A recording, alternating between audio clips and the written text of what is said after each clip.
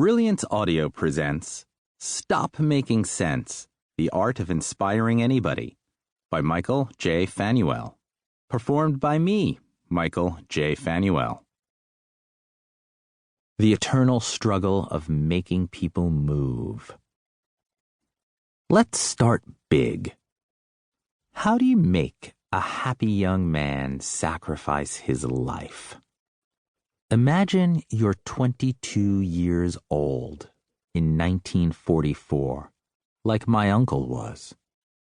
On your shoulders rests a heavy burden. Your mother and father left their village in Calabria, Italy, and like so many other wide-eyed wanderers, made their way to New York through Ellis Island. These parents found an apartment in Greenwich Village and set up a vegetable stand on Bleecker Street. Selling vegetables wasn't their goal, however. Family making was. 2 sons and 4 daughters carrying the burden of the quintessential American dream. Build a life, have a family, do better.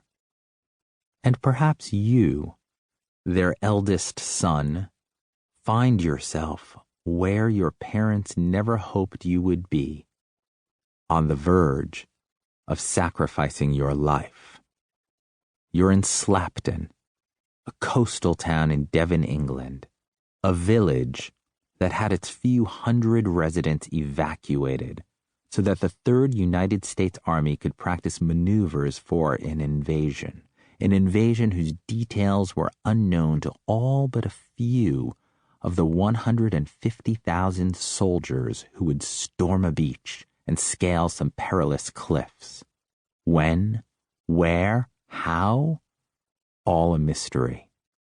But here's what you do know. You don't want to be here. You don't want to die. You want to be back home selling vegetables with your sisters on Bleecker Street. And then you're summoned. You and your fellow soldiers are summoned to the hillside by the beach on June 5th, 1944, because a general wants to speak to you. Now imagine you're that general. Imagine you're about to ask thousands of young men who would rather be anywhere else to wake up the next morning and set sail for a certain fight and a likely death. You need to move an army. You need to ask thousands of young men with all the promise of the world before them to fight, likely to die, in an almost suicidal mission for some sort of greater good. How do you do that? Do you remind them of the importance of the mission? Of the nobility of the cause? If you could, would you take them through a PowerPoint presentation outlining the strengths, weaknesses, opportunities, and threats of the situation, and then send them off with a catchy, rousing slogan? Of course not. But what do you do?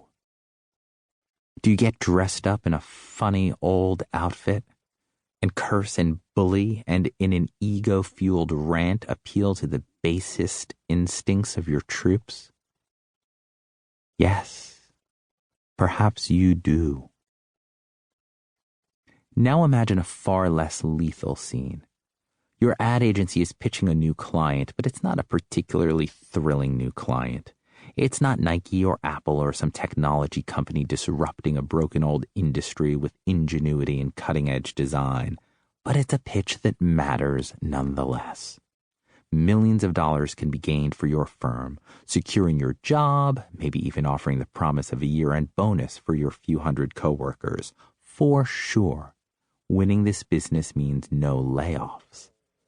But it's a conservative client with an insipid marketing leader, a blowhard CMO with a track record of treating partners poorly. This isn't what you imagined or wanted your life to become.